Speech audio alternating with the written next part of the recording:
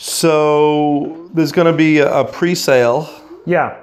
And then there's going to be probably a certain time until they come out. What's your thought on that? Is that okay? So they have a what's called a roadmap, and so let me just run through this briefly with you, okay? Even though it's on their website, some people don't like to read. Some people can't read.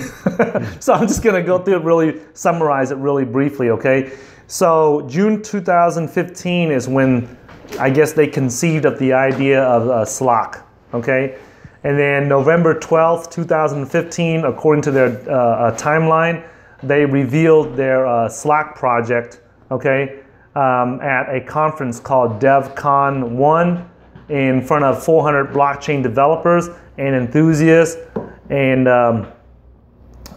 so that's when it was first introduced publicly, okay? And then early 2016, they are going to have their DAO token sale. Now, DAO stands for Decentralized Autonomous Organization. What that fancy term means is that it is a company or a business that is running on top of the blockchain. So most businesses are run by people. Right? Your business is run by people. Sure. But this business is going to be, imagine a robot, but instead of it's a robot, it's a software. And the reason why that's important is that humans can make errors and make mistakes, but when you program the software to do a certain task, it's going to do it, okay? So they are going to do something that's, I believe, is very revolutionary, and I strongly believe in.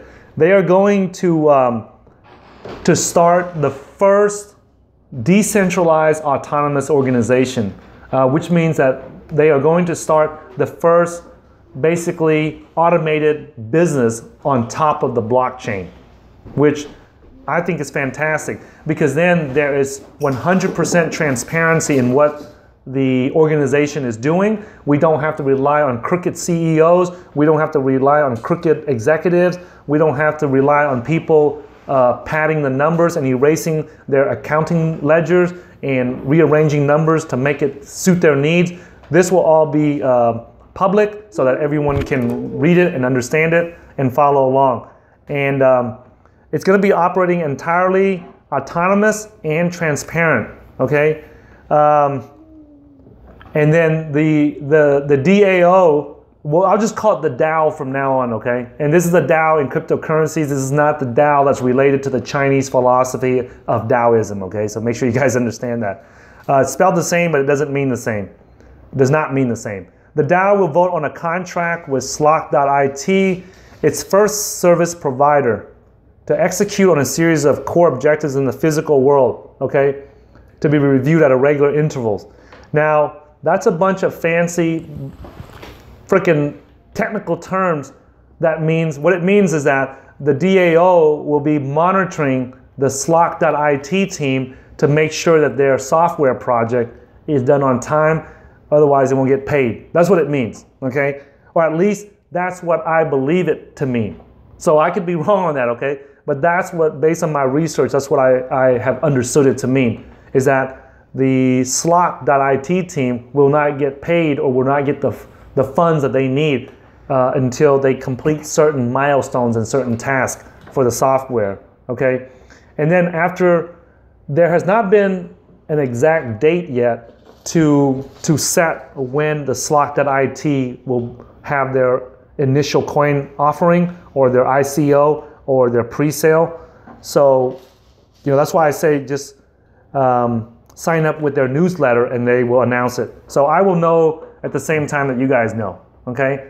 And then that's their timeline, their roadmap. So in the next few weeks here, and when I say next few weeks, I don't know the exact time here, okay? But it's supposed to be early. And then late in 2016, later on this year, they will have the early version of the Ethereum computer into the market, and then to reward the participants who helped bring it to life. The DAO tokens grant rewards whenever the connected objects it produces generate revenue. So This is a lot different, guys. This is extremely important, okay? What all that mumble jumble text means is this, okay? That in late 2016, when the Slock project becomes successful, anyone who buys in, who invests their Bitcoins or their Ethereum or whatever into the project at the beginning when it's the most riskiest and you don't know if it's going to succeed or not, and you don't know if these guys are going to get hit by the bus and the whole project fails and you lose all your money, okay? What it means is that when the project does succeed and it starts to generate an income and make money, they are going to pay. And it's not they as humans, it's the software, the Ethereum blockchain that holds the DAO, the Decentralized Autonomous Organization. The DAO, the Slock DAO, will pay out the dividends, the profits to basically, I would not say shareholders because there's no shares involved, but it would pay profits out to the token holders. So whoever holds the Slock tokens, they will be the ones that receive the revenues from the business. Am I making sense here? Because it sounds, I know that this is, I'm trying to make it as simple as I can for the people on the streets. Trust me, I can't make it any harder because I'm not smart enough or technical enough to make it any harder than that, okay? So here's a few of the things that I want you guys, because if you're watching this, the chances are you're watching this to do research and get information on whether or not you should invest, correct? Mm-hmm. I mean, that's the only reason why you guys are watching this, right? So that's the only reason why you're asking me these questions, okay? So here's the thing that I want you guys to understand. There are some risk involved, guys. So let's talk about the risk and the rewards that's involved, okay? One of the risks is that they say that they're going to collect the Bitcoins from you in early 2016, but there's no software coming out until late 2016. So what that means is that there's going to be almost a year's worth of time that goes by where nothing happens, okay? So if you put money into this project and you invest into their initial coin offering, you better be prepared that for a year there will probably be nothing happening, and there's going to be pretty much from a non-technical perspective, you might as well consider like radio silence for nearly a year, okay? So you won't know what they're doing because they will release, they will update everyone in the technical community what they are doing with the project. But I've learned something during the Ethereum, when I invest into Ethereum, they would release notices of how and updates of where they're at on their Ethereum project. But the stuff is so technical that it's just a waste of time to read it for someone that's non-technical like myself. So even though they release updates to the public on what they're doing and their progress is, when you read it, it's like reading Chinese, okay? Or like reading Arabic or something. You don't know what the hell they're saying. So that's why I say that during this time period, from the time you put your money, you give your money to them, until the time that you finally understand what's going on, where they make it public, right? There's that, I would say like a year's worth of time where it's a massive amount of risk because you don't know what's going on, because there's like, it's almost like maintaining radio silence and you can't talk to the people because even if they talk back, you don't understand what the hell they're saying, okay? So just be aware of that. So to reduce some of this risk, one of the things that I recommend, or no, wait a minute, I can't recommend jack shit because I'm not a financial advisor, okay? But one of the things is that if you look to invest into this ICO, you better do it with an amount of money that does not hurt you. In other words, if you plan on putting $1,000 into it, let's just say that you put $1,000 into it and you never ever see that $1,000 again. You have to ask yourself, is that going to hurt you? Is that going to kill you? Are you going to be homeless? Are you going to be living under a bridge? Are you going to be here in Boston knocking on the doors of the World Bitcoin headquarters asking for a place to stay, okay? I got quiche. You got quiche. James says that if you come over knocking his doors, he'll give you some quiche and some food, but you ain't staying here with him. Okay, so just be aware of that, guys, that there's a massive amount of risk. For example, when my friends and I invested into Ethereum, everybody looks at it now and they say that, hey, we're geniuses, you know. James calls leonfu.com and our team of analysts here, he refers to us as the Warren Buffett or the Peter Thiel of cryptocurrency investing. But keep in mind, guys, even though James jokes about that with us, right? Just be aware that there was nearly a year and a half, almost over a year's worth of time, where I had no clue what the Ethereum guys were doing. Even though James, myself, and LeonFu.com were sitting there at the Texas Bitcoin Conference interviewing Vitalik Buterin, we still, Leon and James might have been technical enough to understand what they're doing, but as far as me, I was just sitting in the dark until they started trading the actual tokens on the Ethereum network, or the ethers. Then at that point, that's when my trading skills were able to kick in, and then now I can understand what's going on. But before then, there was over a year, almost a year and a half, where I was, kept thinking to myself, like, man, I hope I made the right decision. This guy Vitalik looks like a sharp dude. This is a huge risk. It's the first time, all this. So there's a lot of risk involved. So make sure that you guys put money into this. Make sure that it's money that you can afford to lose, okay? Any other questions about the risk? James, you have any questions? No, I think you covered that pretty good. Okay, so let's talk about the reward, the potential reward, okay? From our experience at the, of investing into cryptocurrencies here, we have noticed that when you invest into it, you are not trying to look for a 5% return or a 10% return. If you are investing into cryptocurrencies, you are looking for like a 100% return. A 100% profit is often referred to as 1x. A 200% profit would be referred to as 2x.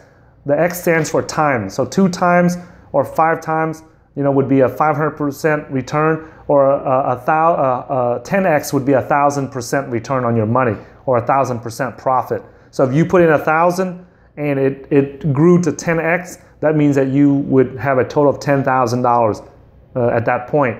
So now with the Ethereum investments that we did, it grew over, I think, 50x, 40, 50x, somewhere around there.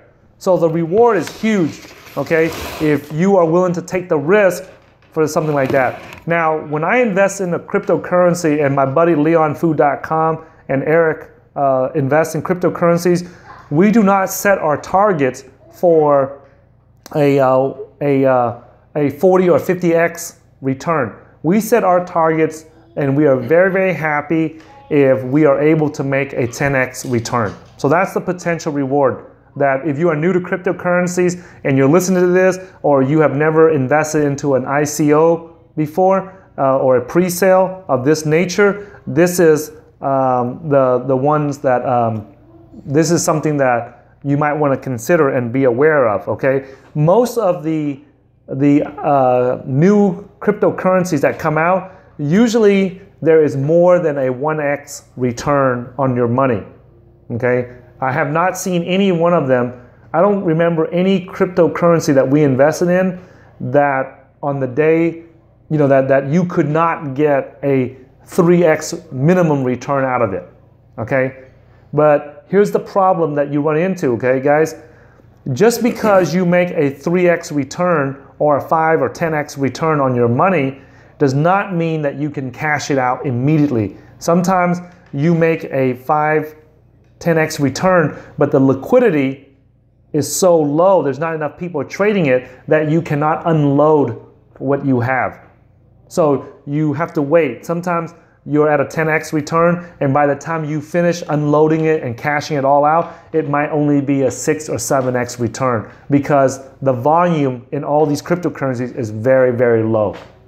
Does that make sense? So just be aware that on paper, it might show that you might make a 10x return, but when you cash it out into your currency, whether it's cashing it out into Bitcoins, everybody has to cash it out into Bitcoins. I don't think there's anybody right now I know of that you can cash out into US dollars or into euros or anything like that. I know today there was a huge jump in the Ethereum price. There was a huge run up from, I think, like 20 to 14. I think it was 23. It ran up from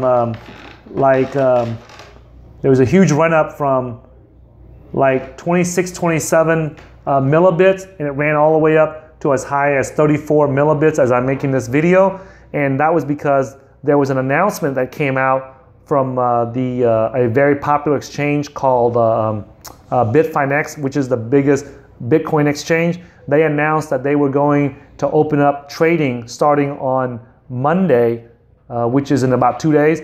They open up trading of Ethereum into Bitcoins or Ethereum into US dollars. So that's a huge news because Bitfinex has been around for a while and they're the biggest Bitcoin exchange. So for them to announce that Ethereum is going to be traded on there, that's going to open up more opportunities for people to trade. Okay. So do you think, based on the success of Ethereum, that this is going to be hugely successful too? We never know. We never know, but the people that are behind it, you keep in mind that the developers of the Ethereum team, they don't want anybody to fail. Okay? So all the people that are involved in Ethereum, this is one of those things, guys, where everybody wants everyone to succeed. Whether it's the Ethereum team, they want the Slock team to succeed. The Slock team wants other teams that are like, for example, like Augur. We'll talk about that in a different video. They want the Augur team, the prediction market team, to succeed. So everybody wants these first generation of apps, applications that go on top of the Ethereum blockchain. They want them all to succeed. So it's not like they want anyone to fail. So like in the regular business world, I believe that in the regular business world, you know, one restaurant may want another restaurant to fail so they can get all the customers and stuff. But in the cryptocurrency world, it's so new that the success of one team or one application also transfers and bleeds over to the other teams. So they want everybody to succeed. So they're all going to try to help each other and work together to succeed. So that's why it's a little bit different than investing in like a regular business when you invest into a cryptocurrency. Okay. Any other questions? Any? No? No. Okay. All right. Great. Well, that will wrap it up. And if we have any other additional questions or concerns, if you guys have any other questions, right? So I just want you guys to remember, guys, if you guys invest in this, yes, there is a huge potential for reward, but make sure that you do your due diligence. You know, I'm just sharing this video with you guys so that you guys don't have to, you know, it'll save you guys some time and it'll help you get started, okay? When I invest in any kind of cryptocurrency, guys, hold on, how much time do I have left? You're almost 33 minutes into it. Okay, let me just wrap up this video, guys, and I'll make a separate video at a different time because the camera's running out of battery here, guys. So thanks for watching this video, guys, and if you have any questions or comments, make sure that you leave it in the comment section below. And if you haven't subscribed to this channel already, make sure you subscribe to it, and we'll get